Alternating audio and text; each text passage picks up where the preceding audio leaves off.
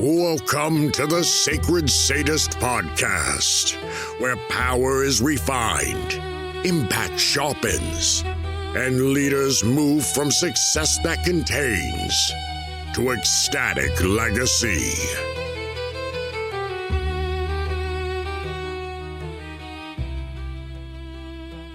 Hello and welcome. I'm your host, Alara Sage, and I'm also the founder of Ecstasia Academy, which is the school for power and creation. And one of the most surprising truths that I come into encounter with is that people don't actually know what they desire. Yes, people have goals. People achieve those goals. People create beautiful, amazing success. And yet something within them doesn't feel complete, full, satiated, alive. One of my powers is the ability to recognize this in others. So when I work with clients, or even when I'm with friends and complete strangers, and I ask them the question of, what do you desire? What do you desire to create in your life? And they give me an answer. I can feel that their bodies either light up with creative life force energy, which is the energy we use to create our reality, light up with passion, light up with aliveness, which is a felt sense in the body. Or if it is flat, a flat line, which doesn't mean that whatever it is that they're working to create doesn't bring them joy, that they don't love it, enjoy it, all of those things. It just simply means that it is not that which ignites them. One of my clients came to me, a multi-millionaire, and he has created an extraordinary legacy. He has created a business that is a franchise, over 500 different facilities across the world. You know, he's created generational wealth for his family. And yet he began to recognize that he couldn't stop. He couldn't slow down. That even though he'd built this amazing legacy, there was a part of him that was striving still yet to create more because of this fear within him if he stopped. And he didn't understand that fear. And he didn't understand what the fear was showing him, as fear does. So as we explored through words and questions, we uncovered first and foremost that he grew up in a household as a middle child of 3 boys and a single mother. His mother worked tirelessly to be able to support her boys. And there was never a sense of security, a sense of safety in the home. So, as so many ambitious leaders do, as soon as he got out of high school, he set about creating that sense of security for himself and for, at that point, his future family by creating the wealth, by creating the legacy businesses and franchises. But it wasn't giving him that sense of security, because no matter what it is external of us, it can actually never grant you security. We all know that money can go away. Businesses can crash. I had my own 6 figures stolen from me. And directly after that, my 6-figure business crashed. And this was actually the fundamental truth that I was being taught, was that security is not an outside job. So with this particular client, as we explored these memories through his childhood, his nervous system was in a state of fight or flight, always dysregulated, working to keep achieving in this attempt to create a sense of safety and security. So his desire was actually to create safety and security. And as so many of us do, we believe that that means something specific. If I have enough money, if I create legacy wealth, if I create businesses, more than one, right? Not all your eggs in one basket, all of these things, then I will have. But he didn't have, because it wasn't fundamentally in his nervous system. He didn't believe that he was safe and secure. So in resolving this in the nervous system and in his belief structure, he started to not only be able to relax, started to experience a sense of peace that he had never known, never, ever known. Maybe very first few, days or months of childhood, who knows, right? Couldn't remember that. That's for sure. Nothing he could definitely consciously recall. And this is the truth. This is the true desire. And the thing about desires, actual desires that you actually crave, is that they break you open. When you realize them, you don't just realize them, you feel it. It resonates through your body as truth. Most people cry or gasp or like literally let out an audible sigh, as if they've, for the first time ever, granted themselves permission to recognize something, to own something about themselves that they have been seeking their entire life.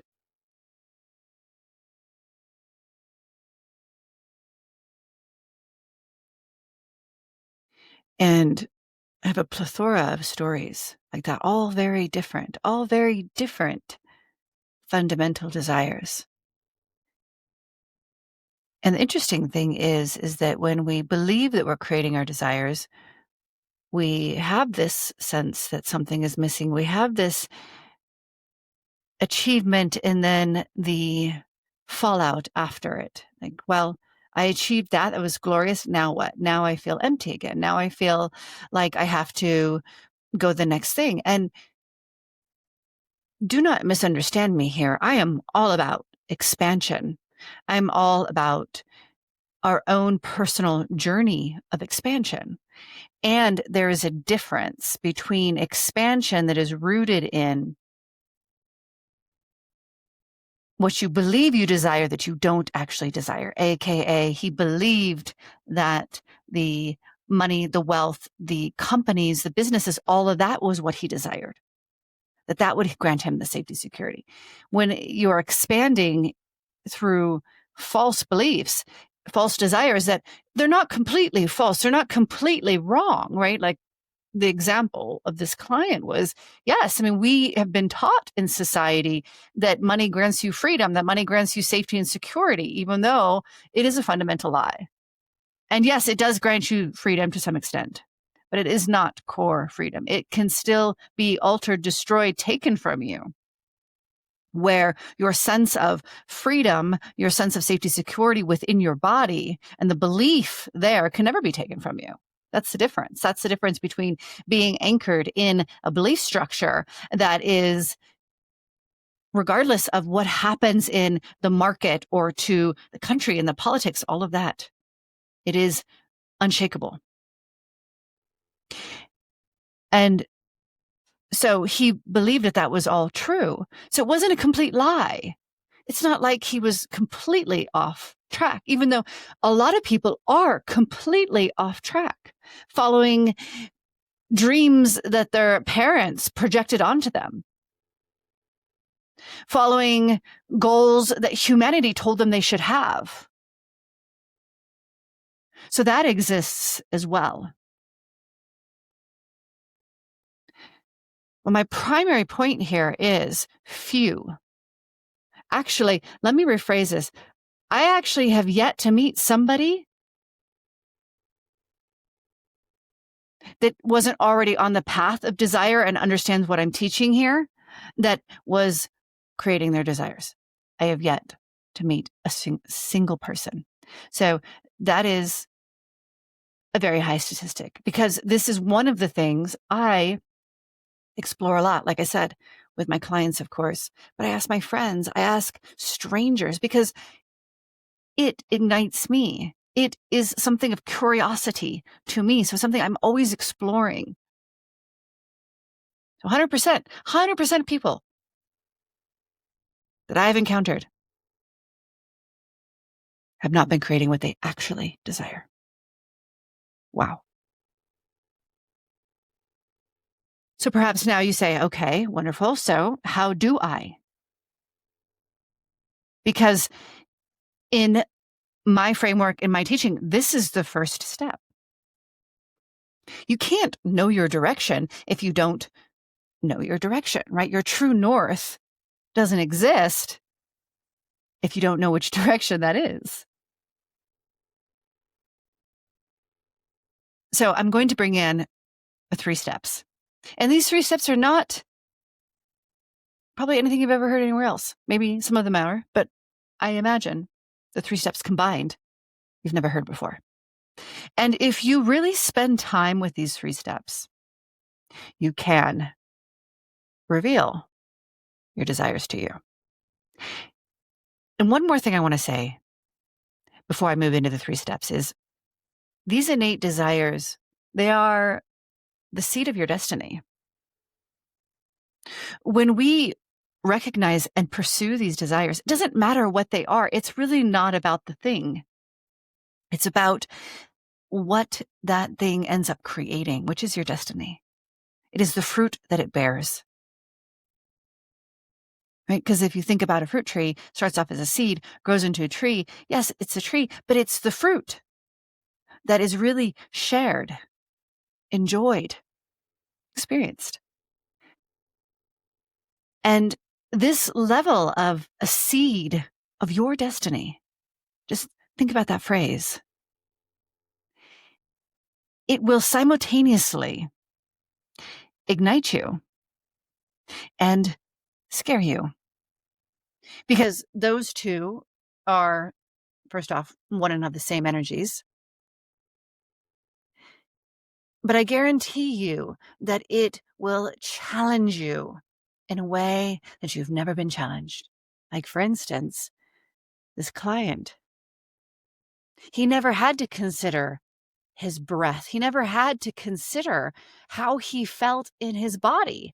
It challenged him to move his awareness from the external to the internal. How do I feel? Where is a sense of safety in myself? How do I create that now in this moment, no matter what is arising? And that was a very big challenge for him. He knew how to create businesses. He knew how to create wealth. He knew how to support entire communities in beautiful ways. He knew how to interact. He knew how to speak to people, all of these gifts. But this, he didn't know how to do.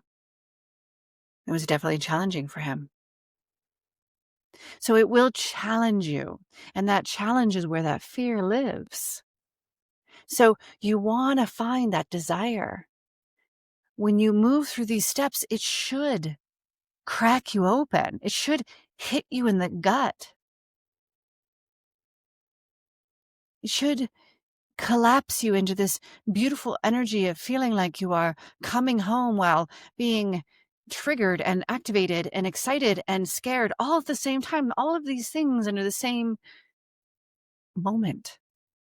That's aliveness. That's creation. That's the moment that you commune with your destiny for the very first time, perhaps. And it might be something that you've already known. A lot of my clients had visions, myself included, as children, just imaginative visions of themselves, long before they understood what those visions were and what they meant and had any kind of story around them, just pure, innocent imagination. And when we hit their core desires, they break open. Oh my God, I remember having these visions, these fantasies as a child. Yes, yes, yes. Okay, so let's dive in. So the first step that I recommend is being clear on what you don't want. This helps to clarify your mind. So I recommend writing out a list. This could be things that you don't want that you've never experienced, but you are very clear that you do not want them. It can also be things that you currently are experiencing, creating subconsciously that you don't desire. But make a list and notice as you make them how they make you feel. And, the feeling in your body and the perspective of your mind towards this list. And, the more in depth you can make this list, there's nothing too big or too small that can go on this list that just simply clarifies, this is what I don't want, very, very clearly. So again, with that client, this is what led him to the right realization that there was something that he did want when he recognized that he didn't want to feel like he couldn't stop anymore. As he was getting, still midlife, but, reaching older years in his 50s, deciding that he didn't want to keep going at the rate that he'd been going. But he didn't want to feel this sense that if he stopped, it would all collapse, something would happen, right? That I don't want this led him on the journey to, well, if I don't want this, what do I want? What do I desire? So it's very powerful. So sit down and sit with that question. And when you think you've got a complete list, walk away. Give it some time, a day or two, and then come back and see, did anything else surface? Because this is how we have communication with our subconscious mind. So we bring it into our conscious awareness, and then our subconscious will start to bring through those stories of like, oh yeah, all of a sudden you'll have these memories of like, why am I remembering this moment when I was a kid? Or why am I remembering this experience I had, 10 years ago? But if you were to look at it, because you just made this list, it would show you something that you created and experienced in that moment that you don't desire anymore. And probably didn't in that moment either. Or maybe you did and you don't anymore. Maybe you've changed the cycle of your life, right? So remember, as you do this, the subconscious speaks to us in stories and memory. So if memories arise, there's something, there's a golden nugget there for you. Okay, so that's step one. Step two, it's powerful to look at the people that, let's start off with the intensity of you feel jealousy towards.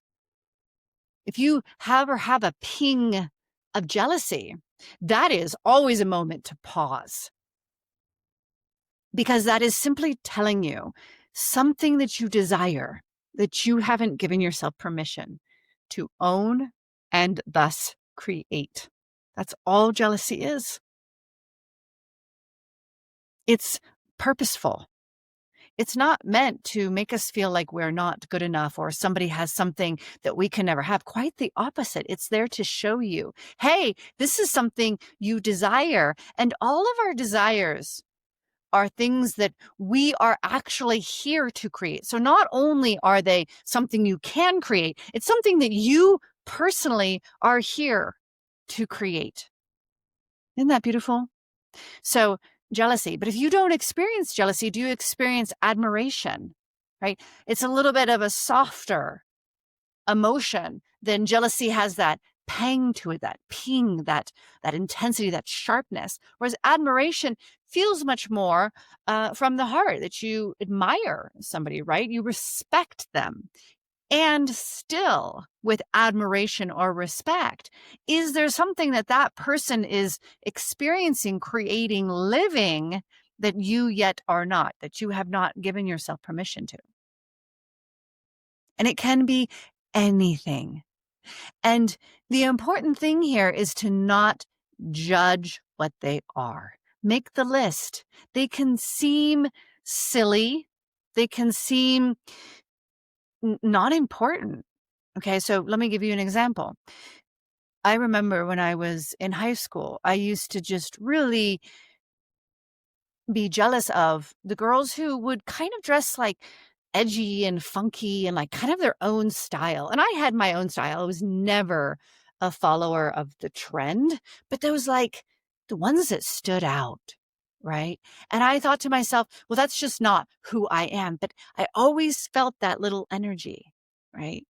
Well, now guess what? Now I love dressing like that. And it's not about the clothes that I wear. It's about the authenticity of my expression, the nonverbal expression through our clothing, through how what we wear, how we dress, how we carry ourselves. That is all expression of authenticity or inauthenticity, right? It took me years to realize that. And I had to really go through this weird experience of giving myself permission to wear what I wanted to wear, which again sounds so frivolous, but it wasn't at all. It was very much a part of recognizing deeper what I actually desired for my life and who I was in my authentic self. So nothing is trivial. Write it down. The smallest thing, the biggest thing, the weirdest thing, the corniest thing, write it down. And again, as you do this, step 2, recognize how do you feel when these things come to your awareness? Along with that jealousy or that admiration, is there any sense of shame or guilt or you're not worthy or you're not capable or that's for other people? Other people can have that, but you can't. Anything like that. And note that as well, because these are all of the binds. It is the rope that binds you. It is the handcuffs that holds you. It is the shackles that anchor you and stop you from creating your destiny. So they're very, very, very important, even if they're hard to feel. Even if, this kind of work sometimes is like a big horse pill that you have to swallow. And you need a lot of water to do that. And that water is that compassion, the compassion of self, to recognize, you know what? Let me tell you this everybody's got it. Everybody's got the things. Everybody's got the binds. Everybody's got the unworthiness. Everybody's got the shame and the guilt. I guarantee it. Everybody doesn't feel enough, because it is a core fundamental experience in humanity. So it doesn't define you. None of this actually defines you. It's information that can help you create what you desire. Period. Information. Okay? Data, information. So come at it compassionately, come at it, with humor, with joy, with playfulness for yourself. Like, let yourself be awestruck. Like, wow, I had no idea that I actually desire that. I had denied myself that. But now that I'm looking at this person that always I feel that ping of jealousy, and when I really ask myself, what is it about that person? And it's this trivial thing, but when I really sit with it, yeah, it hits me. I feel it. And the truth is you may not feel the desire right away. It might not be like, oh yeah, I actually desire that. Again, you may feel first and foremost the shame, the unworthiness, all the things that you've told yourself of why you can't have it. Okay. So it's important to recognize that as we start to connect to even the most trivial of desires, we have performed our whole life. And that performance is denial. And that denial is very powerful, because denial is what you place out of your awareness. You literally cannot see it. You cannot hear it. You cannot feel it. You deny it. Okay. So it's okay. You don't have to feel that an immediate sense of desire for whatever that person is mirroring you. Even if you just feel like, ah, I feel that jealousy, and it's around this particular thing that they create and experience in their life. What do you feel there, right? Is it the guilt? Is it the shame? Is it the not worthiness? Is it that's for somebody else? You can't have that. That's the block. That's the bind. Okay. And beneath that block or bind is the actual desire. So step number 3 is exploring why. This is taught often, the why. Why do you desire what you desire? And it's very powerful.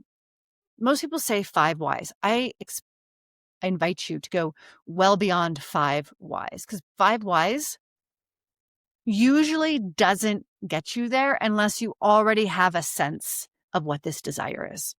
Okay? So keep asking why. And when you think you've hit the bottom, there's no more whys, there's no more answers. If you are not cracked open, guess what? You haven't hit it. So again, sometimes the best thing to do is to walk away. Because this gives your subconscious mind a moment to speak to you. Because when your conscious mind is very active, it overrides the subconscious. You can't hear your subconscious unless you've trained yourself to hear your subconscious mind. And so when you walk away, when you're doing something that is mundane, or that you can step into a mode of where you are doing it naturally, like taking a shower, driving your car, that is when oftentimes your subconscious mind will come through and speak to you. Okay. So that's where a lot of times stepping away from these types of things, doing it up to a point and then stepping it away, letting it breathe. I call it giving it spaciousness, is where the actual depth of it is revealed to you. So if you don't already know, I didn't go into it. The why is asking yourself, okay, I desire this. Why? Why do I desire that? Because of this. Why? Because of this. Why? Because of this. Why? And if you really get stuck, you can bring in, and what does that do? And that will kind of laterally move you along to something else that then you can ask why. Okay. So it breaks you out of a stuckness, and it's a lateral move. Why? If you hit why and okay, I can't seem to get any other answer, then what is that last why? What does that give you? What is the belief that will bring you? And then that'll laterally open up, and then you can why from there. And then if you hit another block, step away, move away, give it spaciousness, go do other things. Kind of keep it in the back of your mind, but not where you're trying to figure it out, not from the conscious mind where you're still asking the questions. No more questions. Walk away, do other things, engage your conscious mind in other things, and let your subconscious mind bring through the information. Okay? So step 1 is making a very thorough list of what you don't desire, both the things that you've never done, never lived, and the things that might even be in your current reality that you don't desire anymore. Those are probably going to hit the hardest. Step 2, when you feel jealousy or admiration or respect for another person, is there anything there? What is there? Better question. What is there that they're showing you that you aren't giving yourself permission to create an experience for yourself? And number 3, the why. As many whys as you can until you hit the core.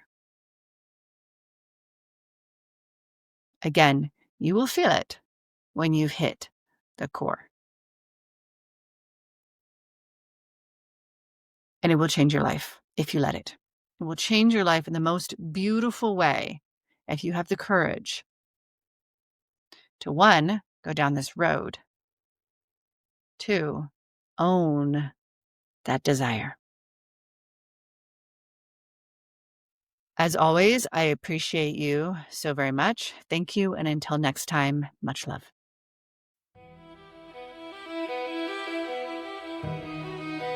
Thank you for listening to the Sacred Sadist Podcast, From Bound to Liberated. Connect with us on Instagram at The Sacred Sadist or on YouTube at Alara Sage. Until next time.